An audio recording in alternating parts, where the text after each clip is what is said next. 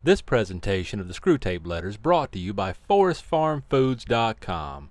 Support forestfarmfoods.com with a small donation today. Every donation plants trees and fuels the growth of sustainable, no-till local food sources for the surrounding communities. Chapter 21. My dear Wormwood. Yes, a period of sexual temptation is an excellent time for working in a subordinate attack on the patient's peevishness. It may even be the main attack, as long as he thinks it is the subordinate one. But here, as in everything else, the way must be prepared for your moral assault by darkening his intellect. Men are not angered by mere misfortune, but by misfortune conceived as injury, and the sense of injury depends on the feeling that the legitimate claim has been denied. The more claims on life, therefore, that your patient can be induced to make, the more often he will feel injured and, as a result, ill-tempered.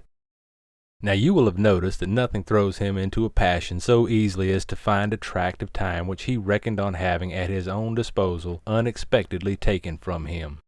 It is the unexpected visitor, when he looked forward to a quiet evening, or the friend's talkative wife, turning up when he looked forward to a tete-a-tete with a friend, that throw him out of gear. Now he is not yet so uncharitable or slothful that these small demands on his courtesy are in themselves too much for it. They anger him because he regards his time as his own and feels that it is being stolen.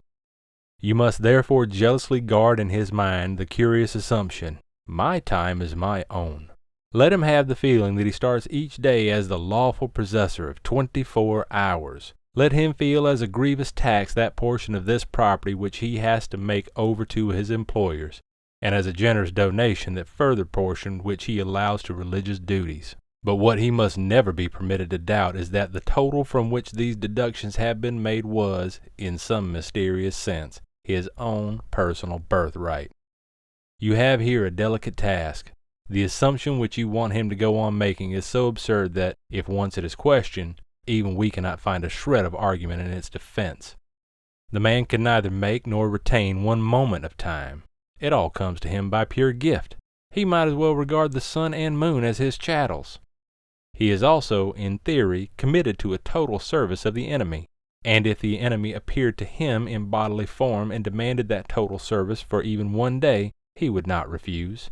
He would be greatly relieved if that one day involved nothing harder than listening to the conversation of a foolish woman, and he would be relieved almost to the pitch of disappointment if for 1/2 hour in that day the enemy said, "Now you may go and amuse yourself."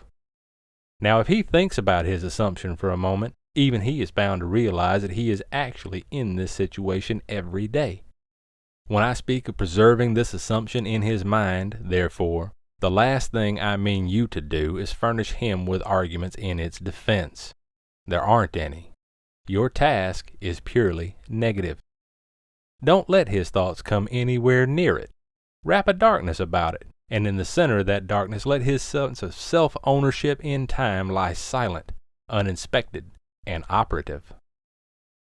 This sense of ownership, in general, is always to be encouraged. The humans are always putting up claims to ownership which sound equally funny in heaven and in hell, and we must keep them doing so. Much of the modern resistance to chastity comes from men's belief that they own their bodies.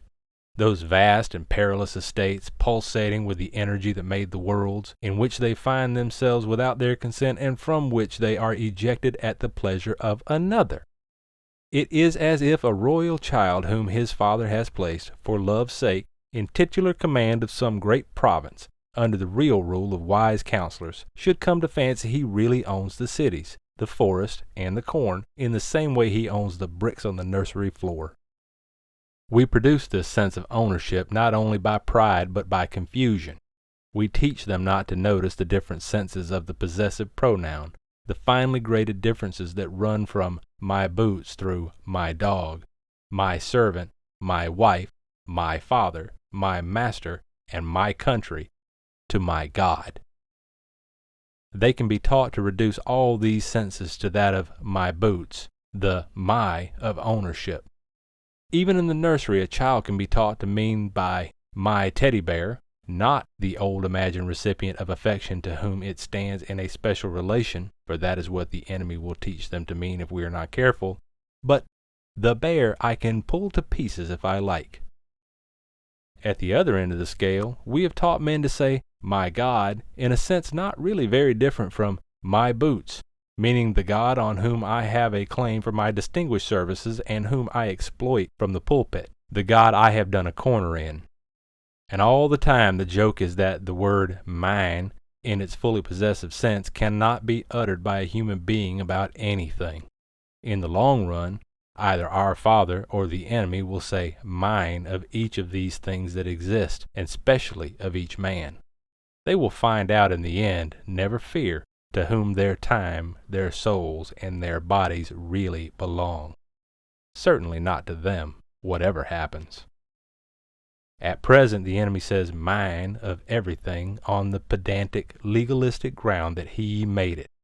Our Father hopes in the end to say mine of all things on the more realistic and dynamic ground of conquest.